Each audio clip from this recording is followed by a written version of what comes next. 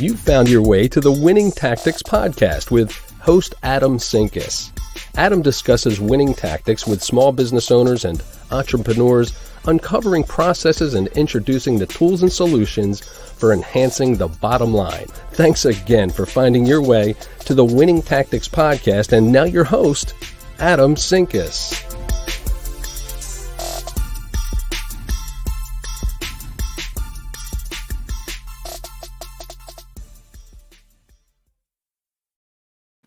All right. Happy Tuesday, everybody. Welcome back to another wonderful episode of the Winning Tactics podcast. As you know, I am your host, Adam. I'm excited today. We got David Somerfleck with us. David is marketing guru, been around, worked with Microsoft and a few other great companies. So now founded DMS Blue. So David, welcome to the show. Tell us a little bit about who you are and what you do. Sure. Thank you for having me on. Basically, I have about 20 to 25 years experience working for different marketing agencies. Like you said, I spoke at Microsoft. I taught journalism. So I've been around for a while. The bulk of my experience in marketing is about 20 to 25 years working for different marketing and advertising agencies in North America. And of course, in between those positions, I also worked as a freelancer or independent consultant. And I also was a small business mentor for several nonprofit organizations, such as the U.S. Small Business Administration. I did that off and on for about 10 years. And after that time, I just felt like I pretty much know how to help the majority of businesses overcome their issues. Well, fantastic. Glad to have you on the show. Excited for today's conversation because I think, as small business owners, we all hit ups and downs and we all hit these challenges. But I don't think many of the challenges that we reach are super unique to what everybody else is experiencing as well.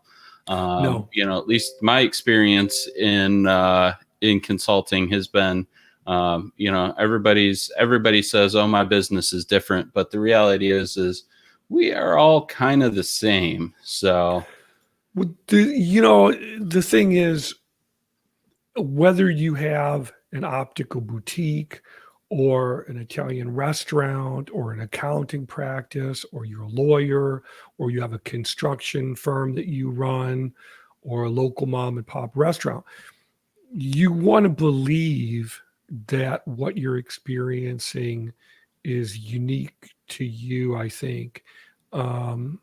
You may not know that other people have experienced it. If you're not out there networking with other businesses that are just like yours, you may not know. If you don't have experience in marketing, you may not know. And the thing is, most business owners, we look to the business owner, at least from the marketer's perspective.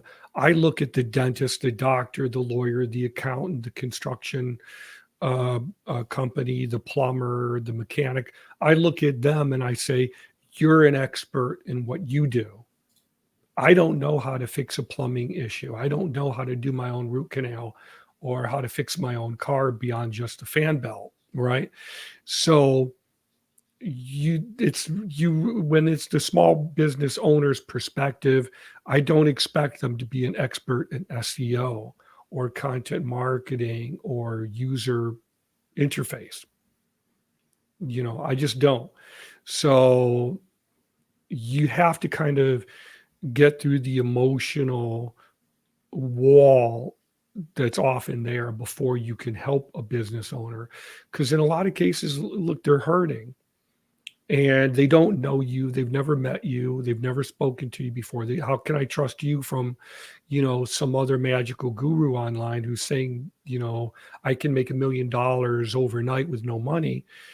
How do they know who they can believe or who they can't believe? And where do they begin with all of this?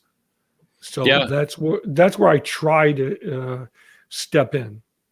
Yeah, it's really interesting now with the internet, and I my guilty pleasure is scrolling through business TikTok, and and there's so many people, so much noise on there about how you can make millions of dollars, get rich quick, and 99.999% of that is just pure fluff. And the reality is there are things that are tried and true in business that just consistently work. And so let's dive into our conversation a little bit deeper today. And Sure. let's talk about the first roadblock, the people, the big, I would say maybe the biggest roadblock that people start to experience in their business. I would have to say that the most common one by far is starting a business. And when I say starting a business, let me be clear what I mean. It could be a nonprofit organization. And when we talk about nonprofit organizations, it doesn't mean that you don't make profits. If you don't make profits, you can't pay your mortgage, you can't pay your rent, you can't put food on the table. Of course, a nonprofit organization makes profits, but the legal definition is that you reinvest profits back into infrastructure. And that's why the IRS will audit you to make sure you're taking the money you're making and putting it back into the business so that it can continue to grow exponentially. If you use that money to go buy a nice car or pay your rent and it's a nonprofit, then the IRS is going to want to know about that. And the more money it is, the more they want to know about it. So I had a nonprofit briefly, and I was audited every single year. So whether you're a nonprofit, whether you're a for-profit business, whether you're a service provider, whether you're a freelancer, one-person account, it doesn't matter. The number one problem across the board is entering into this with a lack of a marketing plan. It's the approach of, I'm going to throw a bucket of rice at the wall and let's see what sticks. I'm going to go, and this is from my perspective as someone with a marketing background who specializes in digital marketing. So it's what I see most commonly from that perspective. So the most common one that I see is, Dave, I have my free do-it-yourself template from whoever that company is. I am not getting phone calls. I'm not getting emails. What's going on? This isn't blowing up my phone or my email the way that I expected. Now, obviously, I want to say, what is it about a free DIY tool that would make you think that this would be an appropriate fit for a business that's really meant to be focused in on supporting a family? They call it a free DIY tool for a reason. So I don't want to knock the companies because they're offering what they're offering. Yep. And I don't really want to knock the business owner, maybe a little bit, because they should know that if it looks too good to be true, it usually is. So if somebody's promising you something for nothing, you're going to get a beautiful, responsive, modern website for no money at all, there's going to be some catches with that, as you might expect. So number one is a lack of a marketing plan. And I can certainly dig down deeper into that if you want.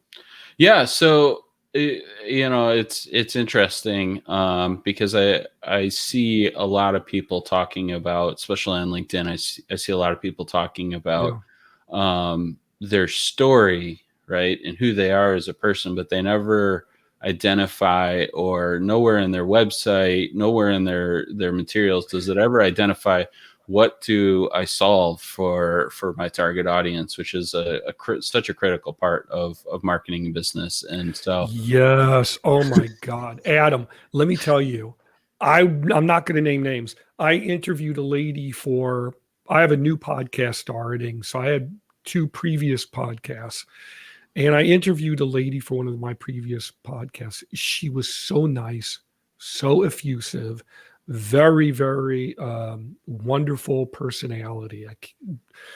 I couldn't say enough nice things about her. And then after I created the podcast and posted it, I wanted to let her know. I went back to her website, no way to get in touch with her.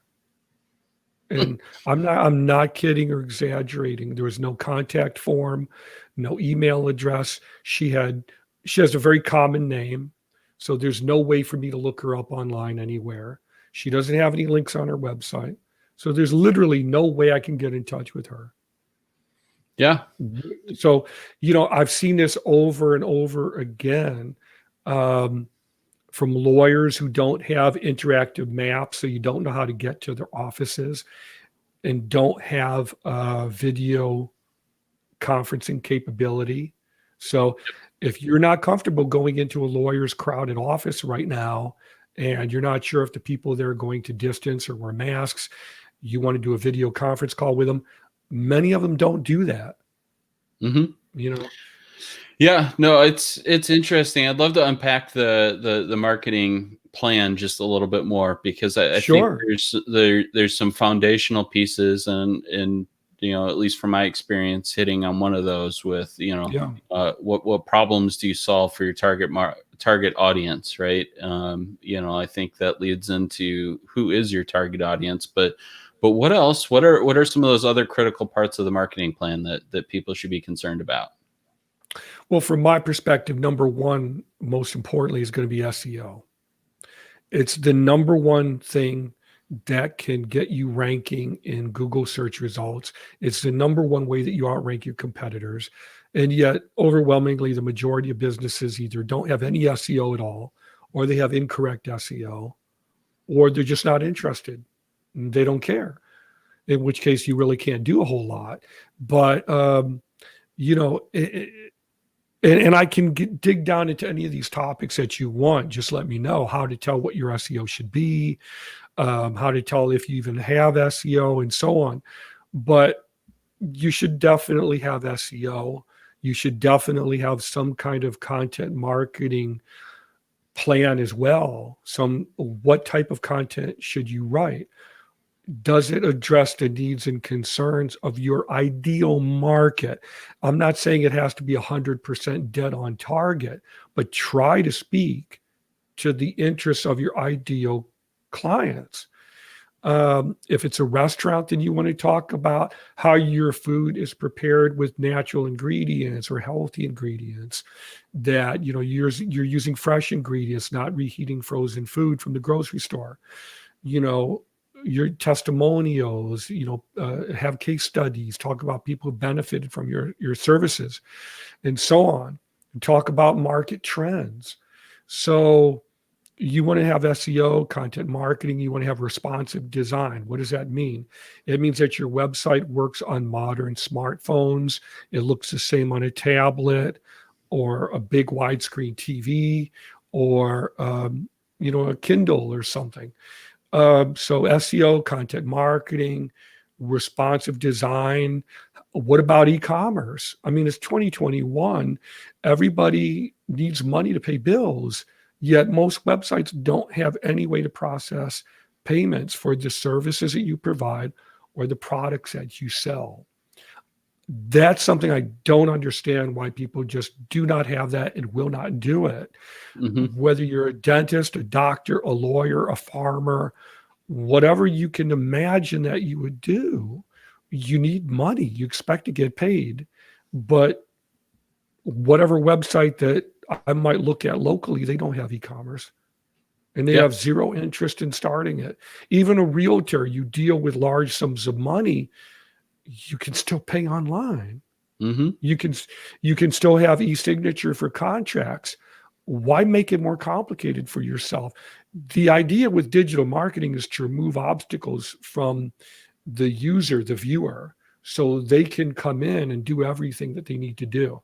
So a marketing plan should cover those things. Basically, you're going to be going to a bank or a credit union and showing them that you know how to use, in a very methodical way, modern internet marketing.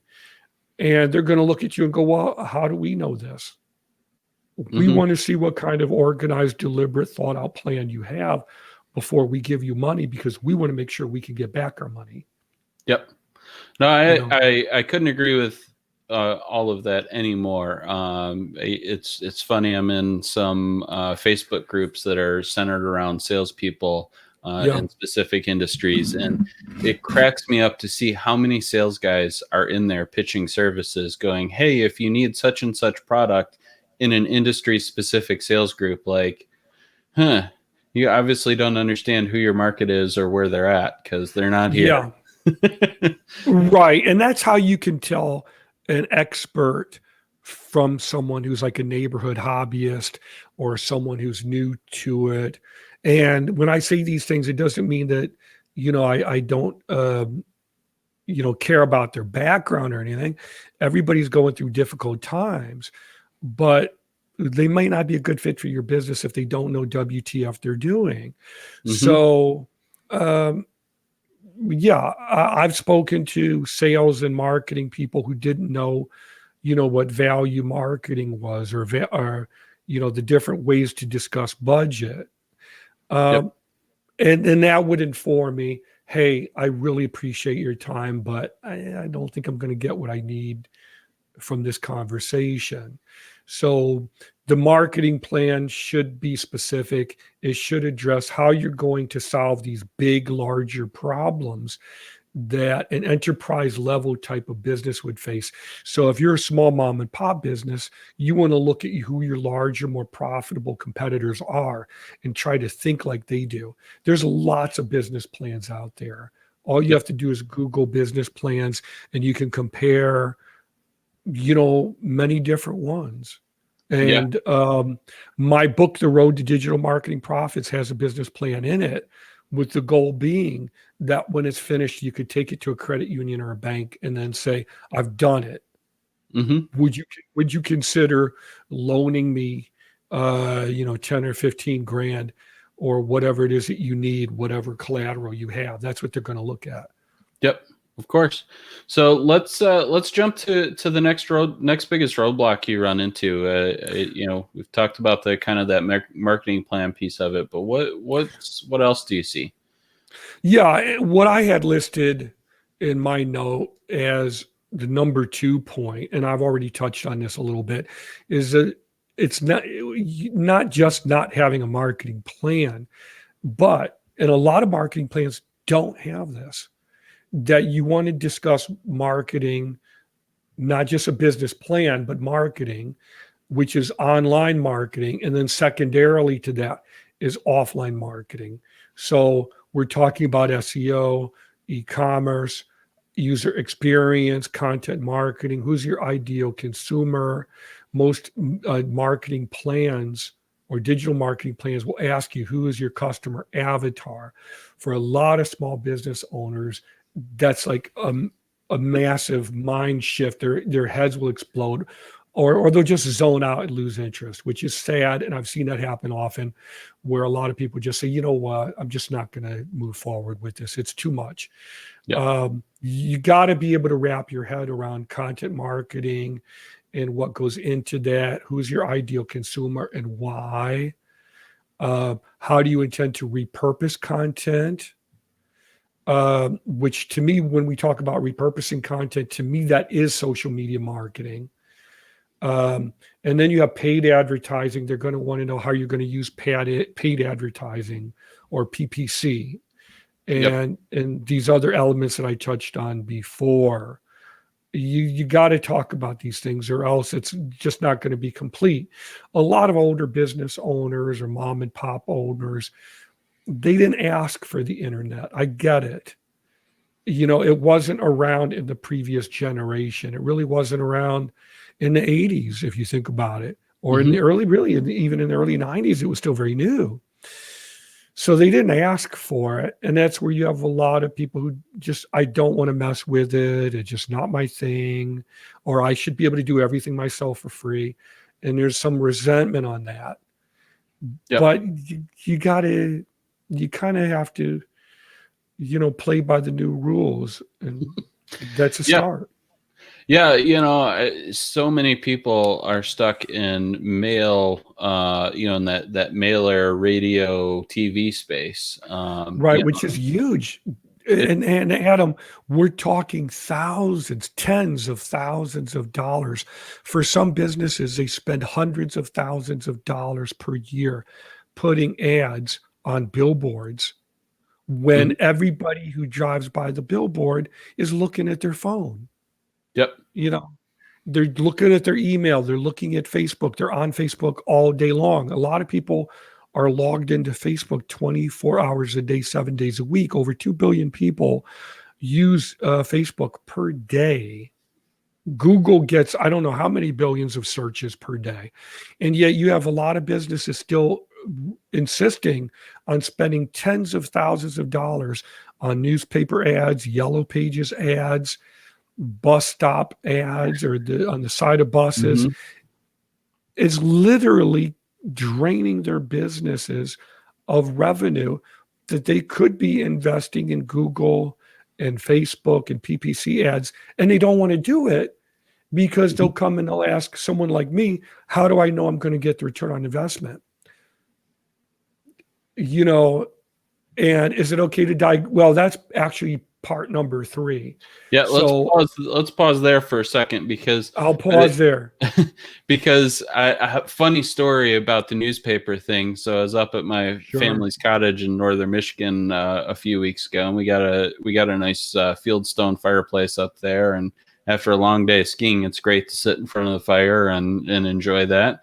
But as we were on our way back from skiing, I'm like, we don't have any newspaper to start the fire with. Literally, I bought a newspaper not to read it, not to do anything more than stuff it under a couple of logs and start my fire in my fireplace. And and we were laughing about it because nobody gets a newspaper delivered to their house anymore. I consume all my newspaper via online. I read articles online all day, every day. It's much simpler, and I can script the information I want to see. So I absolutely love that. I thought it was really funny you mentioned newspaper, and just the fact that people don't use that anymore, and in the reality that I actually had to go buy a newspaper just so I could light a fire. I don't know anybody who uses them anymore, or phone books for that matter. I live in a gated community, and I'm not that old, but a lot of them are a lot older than me. If I walk around the block, if I drive around the entire gated community, I might see 3 houses with newspapers on the driveway. Out of hundreds of people living here, maybe 3. And I can tell you, I mean, when I was a teacher, they used to have phone books in the classrooms when I would go in and work with younger kids, because they would use it to step on so they could reach, different pantries or whatever. We would use them for tools or stepping stools. It's the same way. Could I even get a yellow pages today if I wanted to? Where would I even begin to look for it? But people who come from a previous generation, that's their comfort zone, and they own a lot of businesses. They're called legacy businesses. I remember once talking to a lawyer who was complaining to me that his free DIY template website wasn't getting any phone calls or any emails. I looked at it for a few minutes. I could tell right away what the reasons were.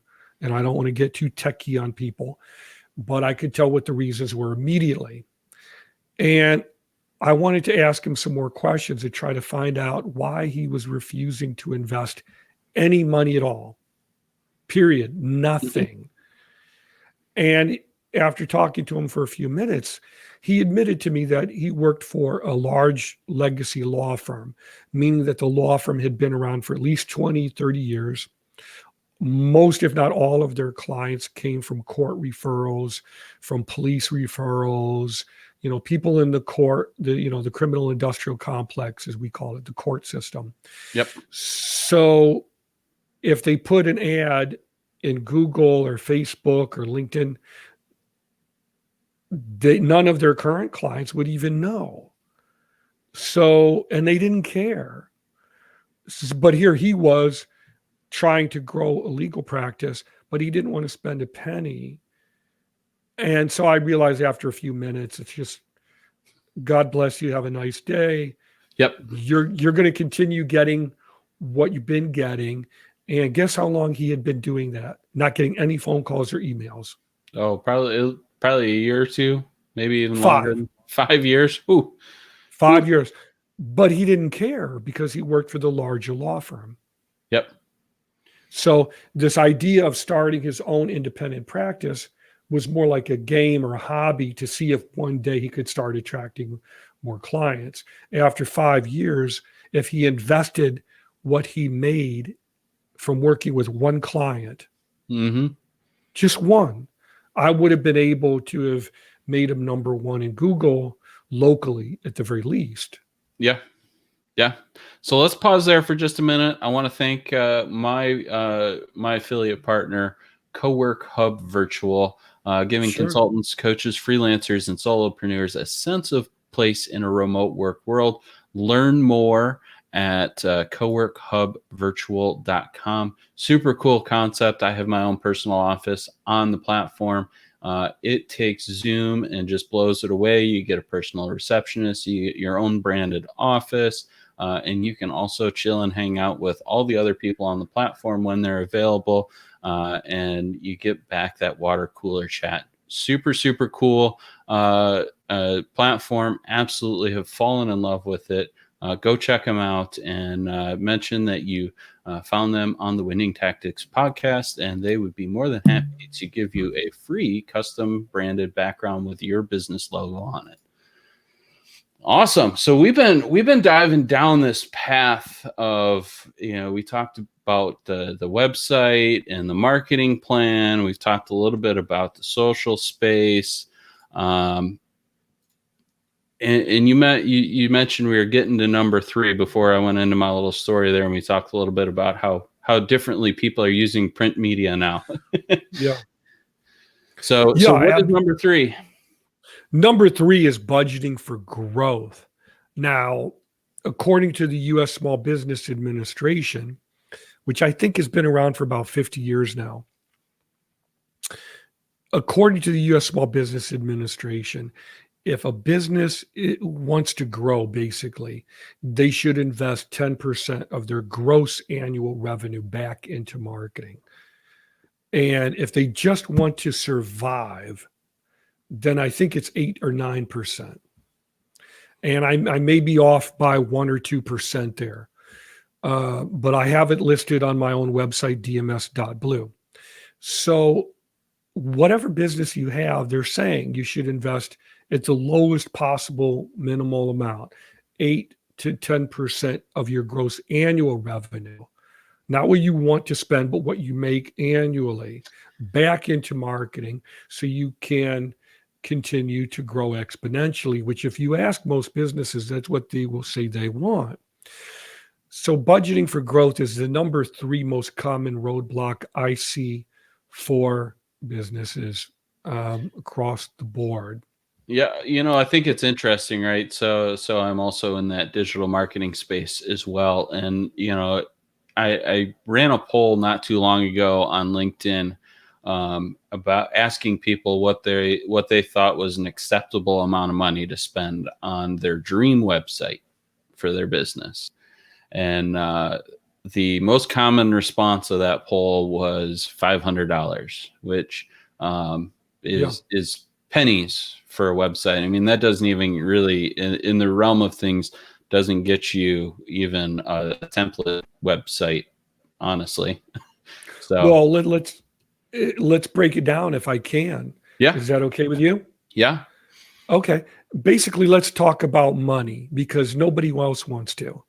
And I'm being a little bit facetious, but how do you know if you're a small business owner, how do you know how to budget? And when you say, I just want a website, how much is a website? We all see this question every day. If you're in marketing, you probably see this 20 or 30 times a day on Quora or LinkedIn or Facebook. The question in legal terminology, I think they call it begging the question. How much is a website? Basically assumes that any website, anything, is going to attract more customers and generate more sales for your business. So how much is one, right? Yep. Like it's almost like you're shopping for kumquats or something in the grocery store. It doesn't work that way. It's not Burger King. You can't always get it your way, and you can't always get it for super cheap immediately. It just doesn't happen. So this goes back to what I call the law of cause and effect, which is, you might even say it's a spiritual principle, that you get out what you put in. You don't get something of quality if you're not willing to spend time and effort in doing it. So how do you know how to budget? Basically, here it is in a nutshell. If I wanted to put an ad in a local newspaper, that ad would run for maybe 90 days, right? In most cases. Yep. Their advertising department will not take you seriously unless you're willing to invest at least $2,000 or $3,000. And this was from, I can't even remember the last time I put an ad in a newspaper. Probably when I had my own LLC, my own little marketing agency, which was maybe 8 years ago. Okay. Back when I was really, really pounding the pavement. Okay. An ad in a local newspaper was at least several $1,000s, and they wouldn't talk to you. If I wanted to call the local tabloid, it was probably more. Mm-hmm. If you called the local radio station, which back then reached more people, then that number was probably double. If you wanted to put an ad on TV, it would be probably double or triple that. Okay. Yep. So you look at it in that similarly, in that way. So if you want to have a website that's going to achieve some kind of ranking in Google search results and try to outrank your competitors, you're not going to be able to get very far for less than $3,000, probably at the lowest possible amount. Now, I worked for marketing agencies for 20, 25 years. Most of them could not take you seriously for less than 10 grand. Now, why is that? That's crazy. I'm sure a lot of people are thinking. But the reason for that, remember, is they have overhead. They have rent, utilities. They have staff that they have to pay, who they have to pay. They have benefits and legal considerations that they have to worry about, and parking and so on. And they have to pay their taxes and so on and so forth. And they have to pay for the internet and the tools that everybody's using. Yep. So, they can't work for someone for less than 10 grand. Now, maybe some smaller marketing agency might be able to work with someone for 5 grand, but that's on the lower end of the spectrum. And they're going to have to get you out of their pipeline, meaning they have to be done with you within a certain amount of time so they can bring in more clients. Just as a restaurant has to do what they call turning tables. They've got to get more people coming in, or they're going to go out of business. If you want to go to a restaurant and sit there and eat dinner for 3 hours and talk to your friends and get hammered, that's okay as long as you keep ordering drinks, because you're spending money. But if you're just sitting there reading a book, they're going to come over and say, hey, you got to order something, sir or madam. And they're going to want you to leave after a certain amount of time. Yeah, no, I think you're spot on there. I think, you get out what you put in, and unfortunately, Fiverr, places like Fiverr and Upwork have created this false sense that you can get a decent web page for $500, $1,000. Well, the thing is, I'm sorry, go right ahead. I was saying there's no shame in that if that's what your budget is, right? But at a certain point, I think as a business, you have to start to consider going beyond that. There's some very, very nice people on Fiverr and Guru and all these other freelance websites. These are people who are, in all honesty, are not rich. Yep. They are coming at this from a position of, I need money. I've got bills to pay. The rent is due. And so they need to work with as many clients as they possibly can, as quickly as they can. If you want more customized, personalized, more experienced professional help, then you're going to be willing to pay a little bit more in order to get that level of personal care and attention by someone who is not going to be super cheap, because they value their time and their experience more. They also probably are going to have bigger bills to pay, but also, look at themselves and say, well, look, I didn't go to college for, I don't have all this experience to work for $5 or whatever. And even the people on Fiverr are going to crank it out and be serving 30, 40 people as quickly as possible. And that's what you're going to get, it's the law of cause and effect. Again, you get out what you put in. People go to Whole Foods and they spend more money, in some cases double, because they believe that Whole Foods is going to have groceries that they can't get anywhere else, or that are of a higher quality that they can't get at someplace that would be cheaper. And so that's the whole thing. You want to pay a little bit more, so you get a little bit more. Mm-hmm. And it's an important distinction to make. So I hope that clarifies budgeting for a lot of people. Oh, yeah. No, for sure. I think that is great advice there. And it is 100% true. You totally get what you pay for. And so what's number 4 on the list? My number 4 is related to number 3, is outsourcing for experienced professional help based on price, not on value. And there's a profound difference between price, what something will cost you, and the value, which is what you get back in return, which is the whole concept of ROI, or return on investment. I remember I was watching a TV show called The Profit, which is on CNBC, and I like the show. And it's about a multimillionaire business owner who goes and helps struggling small business owners.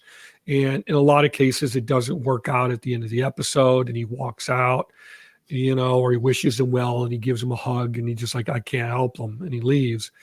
But it's outsourcing based on price and not on value. Price is what you pay, value is what you get. And that's a huge distinction to make there. I've met hundreds, if not thousands, of people who have free template websites. And I've been around since the internet began doing workshops. Other than just working at marketing agencies for 20, 25 years and then freelancing in between, I would also teach workshops every chance I got, because in a lot of cases I could pay the rent in one day. If I have 50 to 100 people coming to a workshop, mm-hmm. and they're all paying $150, $200 a head, that could pay the rent. So I taught workshops for many, many, many years. And I met so many people who had free do-it-yourself template websites, or websites they got built for them for $100. I never met a single one who had those circumstances, not one, who is still around today and who is making money today. Not one. And It's very sad.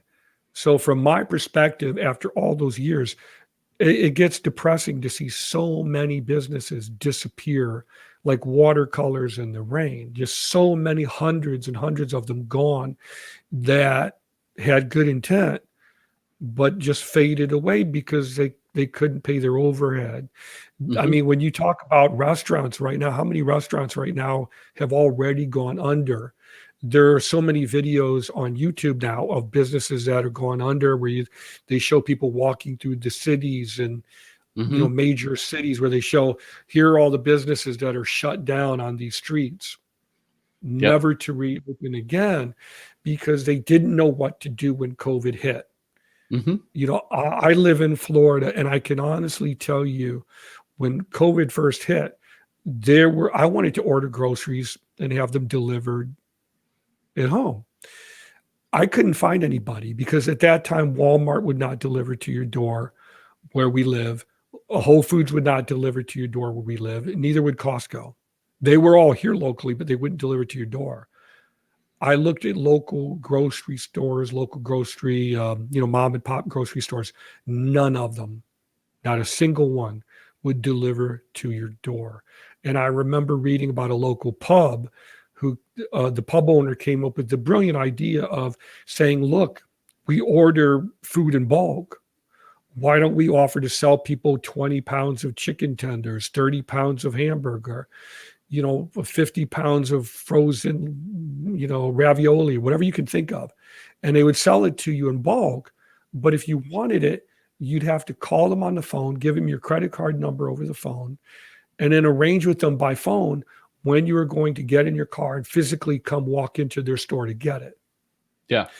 Now, if you believed that COVID was real and you didn't want to risk contracting it, that made it really difficult. And they wouldn't deliver, and they still don't deliver. And where I live, most businesses still, they won't deliver. They won't pick up from your home. They don't use e-commerce, and they won't.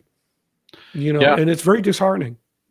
Yeah, I think it's interesting, right? So price versus value. The value side of that is something that's always interesting to me because there's a critical piece that a lot of people forget in value, and it's the time value of what you could be doing with that time instead, right? So the business owner. Yep, the business owner, right? So if I am not a marketing guru and I hire a marketing guru to come take over the marketing side of my business, and I have to pay him $5,000, $3,000 a month, whatever that is, right? Well, how much of my time am I getting back, and what other value added activities can I be doing instead of worrying about all that marketing stuff that they're doing? And that's a big piece that I think people forget about when they start considering the cost or the price of outsourcing versus the value. So I absolutely love that distinction. Absolutely. And there's also the value of their expertise. Mm-hmm. And the fact that they're going to bat for you with the sole intention of helping your business accelerate growth. Now, it's basically you're hiring an expert who says, I care about what you could be doing, and I want to help you get across that street. But in order to get across that street, you got to meet me halfway. Yeah. And there's nobody out there today who would not get on some kind of a payment plan with you. And as far as saving money, there's two really quick stories I want to say. There's this old image, it's an infographic that I've seen, and I've seen it many times. And it says, if you think that this digital marketing expert is expensive or too much, wait until you hire a cheap one. And then it shows a picture of these people in a busy office looking at their laptop and going like, oh my God, Mm-hmm. I'll never forget, and I'm not going to name the company. This is a long time ago when I was in college. Yeah, back when Caesar was in power and I had curly hair. Okay. I had an interview at a marketing agency, and this was in the mid 90s. So yeah, I had an interview at a marketing agency as a web developer, even though the internet was still very new. And I was also going to be a copywriter and a little bit of a designer. I'm not great with design, but I get by. And so I brought my laptop, and I had a website created on a free do-it-yourselfer platform. And I won't say who it was because money was very, very tight. I was a college student. I was working at least one internship and going to school full time. So I really didn't have a lot of time to work, and I really didn't have a lot of money coming in. So that's what I had. Okay. I had my portfolio set up, and my testimonials, my references, everything. So I take my laptop. I'm going to the agency to go meet with this person at the agency. I open the laptop. We connect to their Wi-Fi. I wait a minute for it to, everything. And we're sitting and we're waiting. And we're waiting. And it doesn't come up. And you know what happened? The website had been deleted. Mm-hmm. Now, of course, I was livid. I went home and, sent an email to the company and just asking, could you please tell me what happened? 2 months later, I got an email back that said, legally, we don't have to explain anything to you. We can take it down if a competitor complains for any reason, if someone is offended for any reason. This could be an image, could be from an old PowerPoint presentation. It could be an image is too similar to something that they have. It could be that the content they have, that you have, is similar to theirs and they just want to complain. Or it could be that someone is offended for any reason. We don't verify or ask them to justify their complaint. We just act on it because one complaint is not worth it for them. So they delete the site. Is your business worth having that type of thing happen to you? If I hadn't had that interview, when would I have known that this website, that I spent weeks working on that website, uploading, portfolio samples and reference letters and, writing carefully thought out content that was actually pretty good compared to how I'm writing now. It was very, very, very well written content that I spent a lot of time on creatively, that I really wanted to impress readers with. And it was all deleted without even telling me. And I go into the interview and of course I didn't get the job. Mm-hmm. And I went home that night and I just said, you know what? You get out what you put in. I've had it with this. I'm going to spend a couple of $100 for a deluxe hosting plan with a host, and I'm going to create a professional website for a professional business. I'm going to get on the Secretary of State's website. I'm going to file as an LLC. Mm-hmm. And come hell or high water, I'm going to do this and I'm going to make it work. And that's when things began coming together and I began attracting clients who didn't mind spending $3,000 if it meant making $30,000 a few months later. Yep.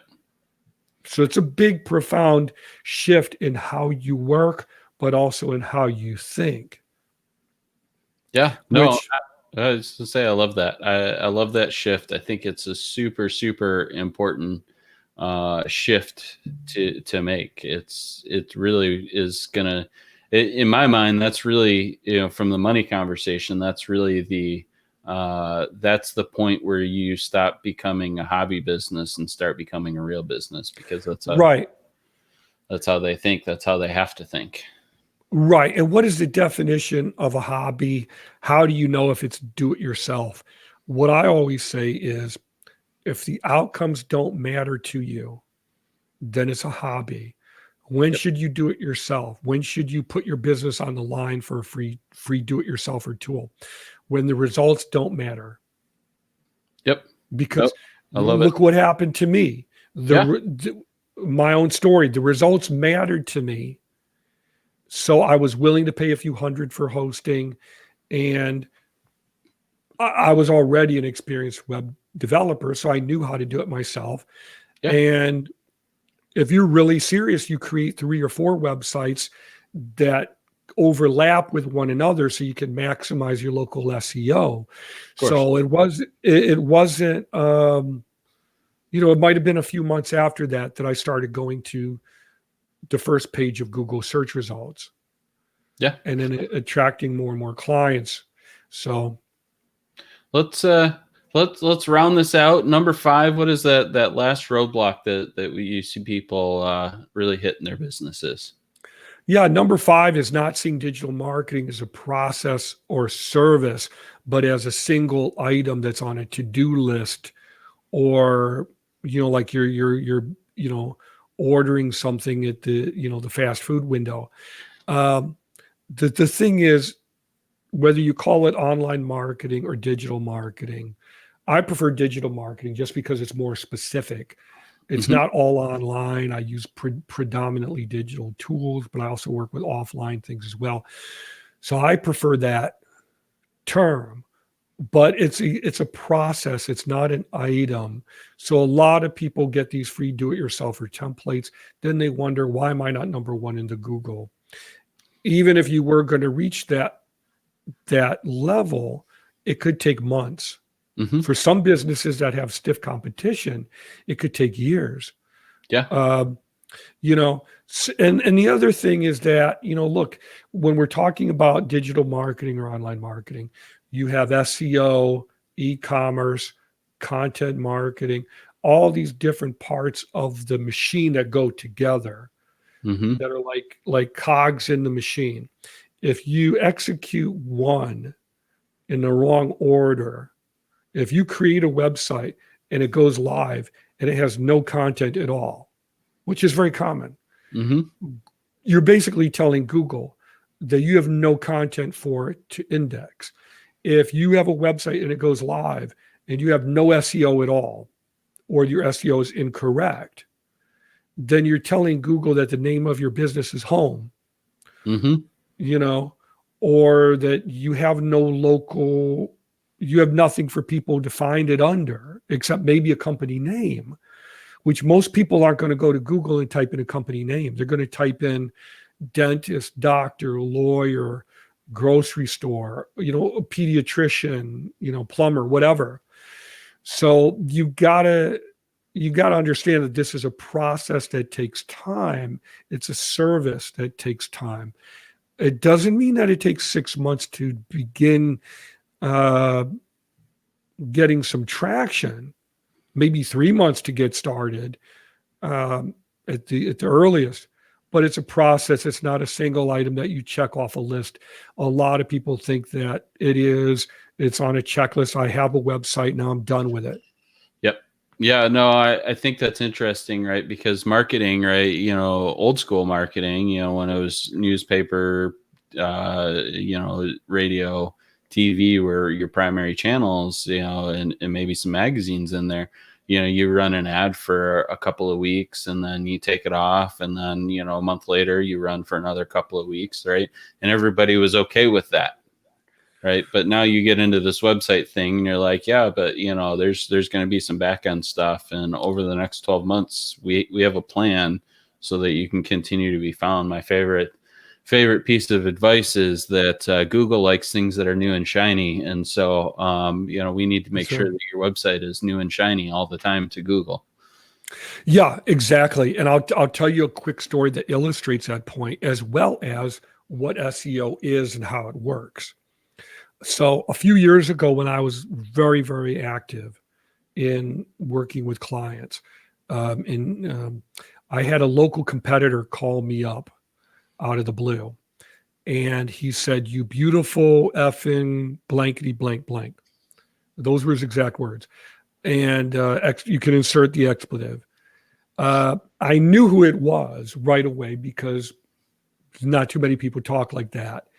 And I was a lot heavier back then. And if I'm wearing the right shoes, I'm probably around 6'2", 6'3", 6'4", whatever. And with a long goatee, you know, most people didn't talk to me that way and I wouldn't tolerate it. But I knew who it was. And I said, what are you talking about? He said, "Well, you're number one in Google. How did you do it?" And I said, "Oh, I had no idea. I don't check every day. It's too stressful for me." "How did you do it?" And I had to think about it for a few minutes because it caught me out of the blue. And then I realized how I had done it was I had like 2 different websites, but with very similar complementary local SEO. But I was also updating and changing the content on these websites on a daily basis on the front page of the website. So if you're Google, and Google is nothing more than a big giant search indexing program that scans all these websites, to Google, my website was a happening place because every day there's a word is changed, a link is changed or updated, there's a new blog post listed, you know, there's a new event listed or linked to on the first page. So to Google, it's looking at it saying, wow, this guy's really the happening place locally in Denver, Colorado. So at one time, I had like 3 websites that were on the first page of Google search results if you looked up digital marketing or online marketing. And I told him, I said, I didn't even look at it because it's just too stressful for me to look at. But that would explain why I'm getting a new phone call or an email every 15 minutes by somebody. And that went on for several weeks. And when I stopped doing it, I slacked up because I had all these clients in the till who I was screening and onboarding. So when I stopped doing it or slacked up on it, that's when it started going down to the 3rd or the 4th page of Google. Now all the phone calls stop. Now I'm older, knock on wood, thank God I don't have to worry so much. So I don't chase after clients that much. I try to let them come to me, and if they're interested, great. If they're not, it's fine too. You know? No, I love that. That is a really, really solid strategy. Making sure that your homepage is constantly being updated is so critical. Right. And Google itself, I think it's Google's, some scholarly source, I can't remember if it was Google or not, has said that, and this is just an SEO tip, okay, for anybody listening who wants to know about SEO.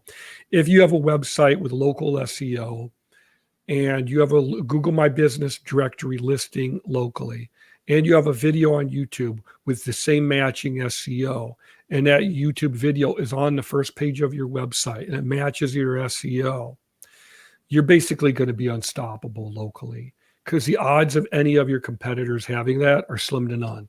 If you blog regularly, like on a weekly basis, and you talk about local events, especially local events that you're participating in or hosting, and you link to those blog posts on the first page of your website, in all likelihood, if you're doing it correctly and regularly, it's probably going to go to the first page of Google pretty quickly. Most of your local competitors won't do that. Even if they're larger and more profitable, they won't know to do that. They won't be able to innovate in that kind of way. Yeah, no, I absolutely love that. I think it's absolutely fantastic. Wonderful, wonderful tips today. I always like to wrap up every show with final thoughts, something that our listeners can take away and take action upon in their business, based on what we talked about today. So I leave the floor to you for your final thought. My final thoughts would be that you can have a modern, responsive, agency level website that can make it to the first page of Google. And not in every single case, but for most or many businesses locally, if the person you're working with is savvy in the market, there is not too fierce. And you may have to invest in PPC, which is paid advertising, but it can be done. And that's my parting message. If you're willing to invest what you would invest, to put an ad in a local newspaper or on a local radio station, you'd be amazed how much you can get done if you look for someone who has experience, professional credentials, and cares about what they do. And you're going to know whether they care about what they do or not, because they're going to want to screen you just as much as you want to screen them. I'm not going to work with anybody unless we have at least 3 conversations, online first, to make sure that they actually have a business and they have a realistic budget and they have something that some tangible marketing collateral. So those are my final thoughts. And is it okay if I give a shameless plug? Sure thing. That was my next thing, is where can people find you and on the web? So, well, I'll keep it really brief.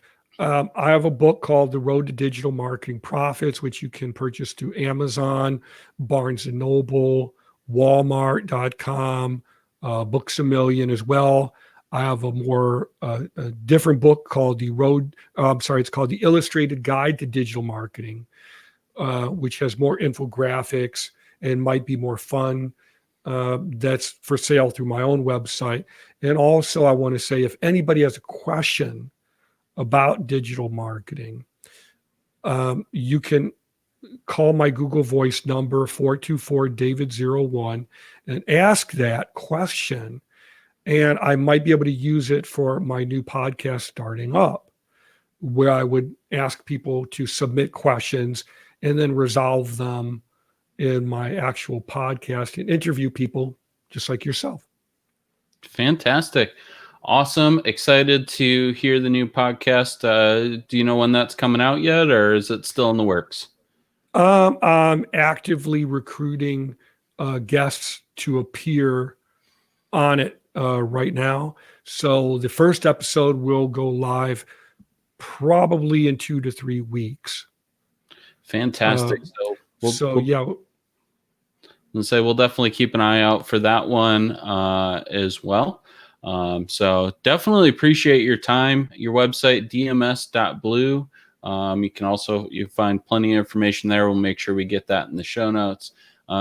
I really appreciate your time today. It's been fun. I totally nerd out about this stuff as well. So absolutely loved the conversation. Great tips. As always, you can find us on YouTube and all the major podcast networks, Apple, Google, Amazon, anywhere where your podcasting heart desires. While you're there, make sure you follow and like our pages. And we are all over social media as well at The Winning Tactics. Appreciate it, and we'll see you all next week.